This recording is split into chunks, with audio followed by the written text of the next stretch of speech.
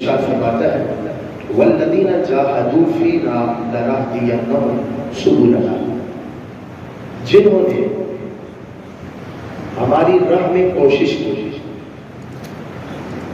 لنہدینہم سبلنا، ہم انہیں ضرور رستہ دکھا دیں گے۔ سبحان اللہ، سبل جمع ہے، ہم انہیں ضرور راستے دکھائیں گے۔ وَإِنَّ اللَّهَ لَمَعَ الْمُحْسِنِينَ، اور اللہ رب العزت فرماتا ہے ہم نیکوں کے ساتھ ہیں۔ اس آیت کریمہ کے معانی اور تفاسیر مختلف بزرگان دین سے منقول ہیں، بالخصوص حضرت عبداللہ بن عباس رضی اللہ عنہ اس کی تفسیر کرتے ہیں کہ وہ لوگ جنہوں نے ہماری اطاعت کے اندر کوشش کی، ہماری اطاعت کرنے کی کوشش کی، رب ذوالجلال فرماتا ہے ہم انہیں ثواب کے راستے دکھا دیں گے۔ حضرت جنید رحمۃ اللہ تعالی اس کی تفسیر کرتے ہوئے کہتے ہیں وہ لوگ جنہوں نے ہماری بارگاہ میں توبہ کرنے کی کوشش کی، ہم ان کے لیے اخلاص کے راستے آسان کر دیں گے، ہم انہیں اخلاص کے راستے دکھائیں گے۔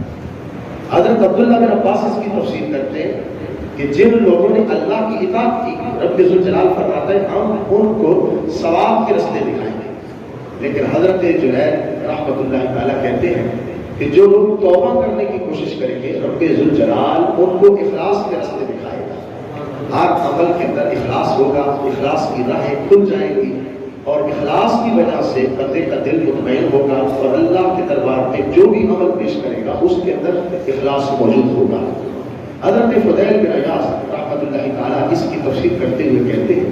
کہ وہ لوگ جنہوں نے علم حاصل کرنے کی کوشش کی، ہم ان کے لیے عمل کرنا آسان کر دیں گے، عمل کی راہیں ان کے لیے کھول دیں گے۔ رب ذوالجلال ان کے لیے عمل کے راستے کھول دے گا جو علم حاصل کرنے کے لیے اپنے آپ کو ہر وقت پیش رکھیں گے۔ آخری تفسیر جو چوتھی تفسیر ہے، حضرت سعد بن عبداللہ نے اس کی تفسیر کی، اور وہ بھی بڑی خوبصورت تفسیر ہے۔ آپ کہنے لگے اس آیت کریمہ کے معنی یہ ہے کہ وہ لوگ جنہوں نے سنت کو قائم کرنے کی کوشش کی، اللہ کے احکام، ایک ہے نماز پڑھنا اور ایک ہے نماز قائم کرنا، ایک ہے کہ بندہ سنت پر عمل کرے، ایک ہے کہ سنت کا قیام ہو، ایک ہے نظام مصطفیٰ صلی اللہ علیہ وسلم کا سبق، اور ایک یہ ہے کہ پورے پاکستان میں نظام مصطفیٰ رائج ہو جائے، ہر طرف نظام مصطفیٰ صلی اللہ علیہ وسلم نظر آئے۔ تو جو لوگ سنت کو قائم کرنے کی کوشش کریں گے، رب ذوالجلال فرماتا ہے ہم ان کے لیے اتباع سنت کے راستے آسان کر دیں گے۔ جب بندہ اس راستے پر چل پڑتا ہے جو راستہ سنت کو قائم کرنے کا ہے، تو رب ذوالجلال اپنی طرف سے خاص مدد ان لوگوں کو عطا فرما دیتا ہے۔ بالخصوص دیکھیے نبی اکرم نور مجسم شفیع معظم صلی اللہ علیہ وسلم کا یہ فرمان حضرت حسن بصری رضی اللہ عنہ سے روایت ہے، رسول اکرم صلی اللہ علیہ وسلم نے ارشاد فرمایا، مشکات شریف میں ہے، من جاءہ الموت، جس بندے کو موت آئی، وہو یطلب العلم، اس حال میں کہ وہ بندہ علم طلب کر رہا تھا، علم حاصل کرنے کے لیے گھر سے نکلا، ابھی چند سال گزرے تھے، چند دن گزرے تھے، اسے موت آ گئی، رسول اکرم صلی اللہ علیہ وسلم ارشاد فرماتے ہیں لیحیی بہ الاسلام، غیر اس کی یہ تھی کہ میں علم اس لیے حاصل کرنے کے لیے جا رہا ہوں، گھر سے اس لیے نکلا ہوں، مدرسہ میں، مسجد میں، یا کسی دارالحدیث میں پہنچا، کسی استاد کے پاس پہنچا، حدیث پڑھنے کے لیے پہنچا، یا قرآن مجید حفظ کرنے کے لیے پہنچا، قرآن سمجھنے کے لیے پہنچا، کسی لحاظ سے بھی دینی علم پڑھنے کے لیے جب گھر سے نکلا، غرض یہ ہے کہ میں اسلام کو غالب کروں گا، اسلام سیکھوں گا، اسلام کو زندہ کروں گا، اور وہ نشانات جو مٹ چکے ہیں ان کو پھر دوبارہ لوگوں کے سامنے پیش کروں گا، وہ سنتیں جن پر عمل نہیں ہو رہا میں وہ پڑھ کے لوگوں کے سامنے پیش کروں گا، تو لوگ اس سنت سے واقف ہوں گے، دین کے نشانات کو دوبارہ لوگوں کے سامنے پیش کرنے کے لیے جو بندہ گھر سے نکلتا ہے، اس حالت میں جب اسے موت آ جاتی ہے، غرض یہ ہے کہ اسلام کو زندگی مل جائے۔ رسول اکرم صلی اللہ علیہ وسلم ارشاد فرماتے ہیں فَبَيْنَهُ وَبَيْنَ النَّبِيِّينَ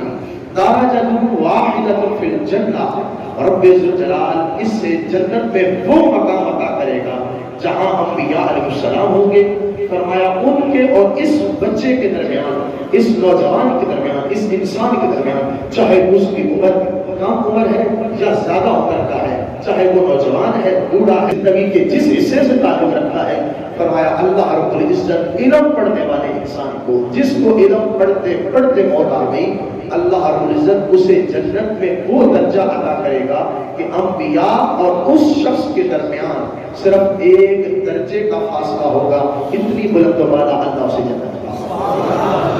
اندازہ کریں کہ علم پڑھنے والوں کی کیا شان ہے۔ اب یہ بھی تصور کریں کہ اس وقت جن کے بچے علم دین پڑھ رہے ہیں، مدارس کے اندر حفظ کر رہے ہیں، درس نظامی کر رہے ہیں، مفتی بن رہے ہیں، عالم بن رہے ہیں، ان بچوں کے متعلق خاص طور پر یہ حدیث ذہن میں رکھ کے انہیں پڑھاؤ کہ اگر اس رستے میں موت ویسے بھی آنی ہے اور کسی کو خبر نہیں کہ کب موت آ جائے، مگر اس حال میں موت آئی کہ بندہ دین کا طالب علم تھا، قرآن پڑھ رہا تھا، سنت پڑھ رہا تھا، اس حال میں جسے موت آتی ہے رب ذوالجلال اسے انبیاء کا پڑوس عطا فرما دیتا ہے۔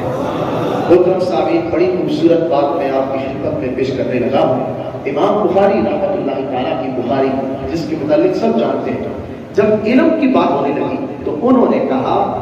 العلم قبل القول والعمل، عمل اور قول سے ہے، عمل کا تعلق بندے کی وجود سے ہے اور قول کا تعلق بندے کی زبان سے ہے۔ جو کچھ زبان سے بولتا ہے، آپ اکثر سنتے ہو کہ یہ حضرت علی رضی اللہ تعالیٰ کا قول ہے، یہ حضرت ابوبکر صدیق رضی اللہ تعالیٰ کا قول ہے، اور جب یہ لفظ آتے ہیں یہ قول رسول صلی اللہ علیہ وسلم ہے، یہ قول پیغمبر ہے، تو مطلب یہ ہے کہ یہ رسول کریم علیہ السلام کی گفتگو ہے۔ ایسے ہی امام بخاری رحمۃ اللہ تعالیٰ نے اپنی بخاری میں ایک باب لکھا، اس میں یہ لفظ لکھے کہ جہاں بندے کی گفتگو کا درجہ نہیں ہے، اس سے پہلے علم کا درجہ ہے۔ علم ہوگا تو زبان سے کچھ بول سکے گا، عمل تب کوئی اچھا کر سکے گا جب پہلے علم ہوگا۔ جب علم نہیں ہوگا تو نہ وہ اچھی بات کہہ سکتا ہے، نہ اچھی بات بتا سکتا ہے، اور نہ ہی کوئی اچھا عمل دکھا سکتا ہے۔ امام بخاری رحمۃ اللہ تعالیٰ نے بھی ترجیح علم کو دی ہے کہ پہلے علم سیکھا جائے۔ اس لیے آج فہم دین کورس میں، جس کا دورانیہ صرف 15 سے 20 منٹ ہے، اس کے اندر ہم نے پہلا موضوع ہی علم رکھا ہے تاکہ علم کا شوق ہو، اور طالب علمی کا کوئی زمانہ نہیں ہوتا، جس وقت چاہے انسان طالب علم بن جائے، اور کوئی قید نہیں ہے کہ بندے کی عمر 20 سال سے بڑھ جائے تو طالب علم نہیں بن سکتا، 40 سال سے بڑھ جائے تو طالب علم نہیں بن سکتا، بلکہ شیخ سعدی جیسے لوگ بوڑھے ہو جائیں پھر جہان کی سیر کرے تو زمانہ ان کو اپنا امام بنا دیتا ہے۔ محترم سامعین، ایک بزرگ جن کا نام صفحہ ہستی پر لکھا ہوا چمکتا ہوا آفتاب، جن کا نام آپ کو نظر آتا ہے، وہ فقہ مالکی کے بہت بڑے امام ہیں، جنہیں عالم مدینہ بھی کہا جاتا ہے۔ سرکار علیہ الصلوۃ والتسلیم کی مسجد نبوی شریف کے اندر وہ مدرس ہیں، شیخ الحدیث ہیں، حدیث پڑھاتے ہیں۔ امام مالک رحمۃ اللہ تعالی، آپ کے پاس ایک نوجوان پڑھنے کے لیے آیا، اس کی عمر کم تھی، چلا کہاں سے تھا؟ قادم المدینہ تھا، غلام من اہل الشام، شام سے چلا تھا ایک بچہ، علم پڑھنے کے لیے، حدیث پڑھنے کے لیے آیا کہاں ہے؟ امام مالک کے پاس پڑھنے آیا ہے، جہاں سے ساری کائنات پڑھ کے آگے پوری دنیا میں علم تقسیم کرتی ہے۔ مالک رحمۃ اللہ تعالیٰ کے پاس جب وہ پہنچا، نام اس کا یحییٰ تھا، آپ نے اس سے پوچھا اس کو کہا تیرا نام کیا ہے؟ اس نے بتایا میرا نام یحییٰ ہے۔ آپ نے فرمایا، فوراً یہ کہنے لگا اللہ آپ کو عزت عطا فرمائے، اے میرے استاد گرامی امام مالک، اللہ رب العزت آپ کی عزت میں اضافہ کرے۔ امام مالک رحمۃ اللہ تعالیٰ نے کہا محنت سے پڑھو اور اللہ کی ذات پہ توکل کرو۔ یہ استاذ کا طریقہ امام مالک رحمۃ اللہ تعالیٰ کی تعلیمات سے ملا کہ جب کوئی طالب علم پڑھنے کے لیے آئے اسے مرحبا بھی کہا جائے۔ یہ سرکار کی سنت ہے، جب مدرسہ میں کوئی علم پڑھنے کے لیے آتا ہے تو اسے مرحبا کہنا چاہیے اور اس سے نام پوچھنا چاہیے، اور پھر شاگرد کے لیے یہ ضروری ہے کہ جس کا شاگرد بن رہا ہے اس استاد کے لیے رحمت کی اور عزت کی برکت کی دعا بھی کرے۔ آج شاگرد غافل ہیں اور انہیں اس بات کا احساس نہیں ہوتا کہ ہم نے رحمت اور برکت کی دعا بھی کرنی ہے۔ امام ابو یوسف رحمۃ اللہ تعالیٰ کہتے ہیں میرے استاد امام اعظم ابو حنیفہ رحمۃ اللہ تعالیٰ وہ مجھے ہر وقت یاد رہتے ہیں۔ میں صبح کے وقت کھانا کھاتا ہوں، اپنے اپنے استاد کو یاد رکھتا ہوں، رات کے وقت کھانا کھاؤں تو تب بھی اپنے استاد کے لیے مغفرت کی دعا کرتا ہوں۔ علم کے اندر انسان کو عروج تب ملتا ہے جب وہ اپنے استاد کے لیے دعا کرتا ہے، جب دعا نہیں کرتا تو پھر علم کے اندر عروج نہیں ملتا، علم زوال کی طرح آتا ہے۔ اور جب استاد کے ساتھ تعلق رابطہ قائم رہتا ہے پھر رب ذوالجلال اس علم کے اندر برکات بھی عطا فرما دیتا ہے۔ امام مالک رحمۃ اللہ تعالیٰ کہنے لگے تھے، یحییٰ میں تمہیں ایک ایسی بات بتاتا ہوں جس بات سے تمہارے اندر علم پڑھنے کی رغبت پیدا ہو جائے، علم کا شوق پہلے سے زیادہ ہو جائے، اور تم چونکہ دور سے آئے ہو، علم کی طلب میں آئے ہو، شوق میں آئے ہو، تو وہ بات تو ہمارے لیے بڑی مفید ثابت ہوگی۔ حضرت یحییٰ کہتے ہیں، امام مالک رحمۃ اللہ تعالیٰ نے کہا، جس طرح آج تم پہنچے ہو میرے پاس علم حاصل کرنے کے لیے، ایسے ہی تم سے پہلے ایک نوجوان یہاں علم پڑھنے کے لیے پہنچا، اور یحییٰ بن یحییٰ کہتے ہیں بقیہ سارے طلباء ان کی عمر زیادہ تھی، میں سب سے کم عمر تھا، اور مجھے میرے استاد گرامی تربیت دے رہے تھے۔ آپ فرمانے لگے، جب وہ نوجوان میرے پاس پڑھنے کے لیے آیا تو اچانک اس پر موت آئی، اس کا وصال ہو گیا۔ امام بخاری رحمۃ اللہ تعالیٰ کی بخاری پر جو ابن بطال کی شرح ہے اس میں یہ باقاعدہ واقعہ سند کے ساتھ موجود ہے۔ اللہ اکبر۔ امام مالک رحمۃ اللہ تعالیٰ کہتے ہیں، میں نے اپنی زندگی کے اندر مدینہ شریف میں رہ کر بڑے سے بڑی ہستی کا بھی ایسا جنازہ نہیں دیکھا جیسا جنازہ اس طالب علم کو دیکھا ہے۔ امام مالک کہتے ہیں، نہ کسی عالم کا جنازہ، نہ کسی طالب علم کا، نہ کسی نمازی کا، نہ غازی کا، کسی کا بھی جنازہ اتنا بڑا جنازہ نہیں تھا، اور اس جنازے کی روحانیت اتنی نہیں تھی جتنی اس طالب علم کی روحانیت تھی۔ جب وہ دنیا سے جا رہا تھا دنیا اس کے جنازے کو دیکھ کے بھی سبق حاصل کر رہی تھی۔ جب وصال کا وقت آ گیا، وہ نوجوان وصال کر گیا، علم پڑھتے پڑھتے اس کا وصال ہو گیا۔ مدینہ شریف کا جو امیر تھا وہ سامنے آیا۔ اصول یہ تھا کہ جو امیر مسلمانوں کا مقرر ہوتا وہی نماز جنازہ پڑھاتا۔ امیر سامنے آ کر کہتا ہے کہ آج میں اپنا اختیار تمہیں سپرد کرتا ہوں، اے علماء کرام کی جماعت، تم میں سے جو چاہے جس کو تم پسند کرتے ہو اس کو سامنے کھڑا کرو، وہ نماز جنازہ پڑھائے۔ مجھے اس جنازے کی روحانی محسوس ہوتا ہے کہ جانے والا کوئی عام انسان نہیں ہے، یہ تو پوری دنیا کو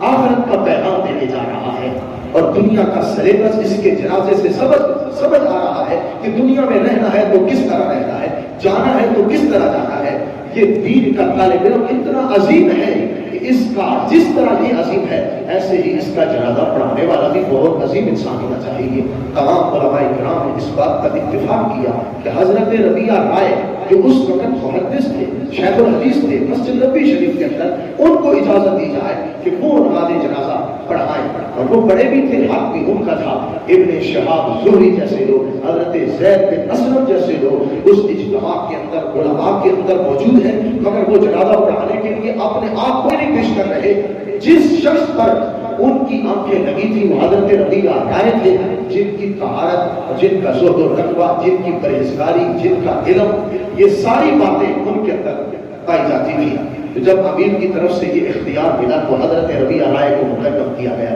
جنازہ پڑھایا۔ اب ایک طالب علم اس دنیا کو چھوڑ کر رب ذوالجلال سے ملاقات کرنے والا ہے، یہاں سے اس کی آنکھ بند ہوئی مگر رب ذوالجلال کے جلووں سے اس کی آنکھیں کھلی، اور اگلے رستے دنیا کے رستوں سے کہیں زیادہ اسے روشن نظر آ رہے تھے یقیناً، اور اس کی زندگی کا پیغام کتنا ہوتا تھا۔ اللہ اکبر۔ حضرت ربیعہ رائے نے نماز جنازہ پڑھائی۔ جب قبر کھود رہے تھے تو حضرت ربیعہ رائے وقت کا محدث شیخ الحدیث خود اس طالب علم کی قبر کھود رہا ہے، اور کھدائی کر کے نے اپنے ہاتھوں سے لگائی۔ ایک شیخ الحدیث منہ پکڑاتا ہے، حضرت ربیعہ رائے اپنے ہاتھوں سے سامنے والی قبر بنا رہے ہیں۔ یوں جب طالب علم کی قبر بن گئی،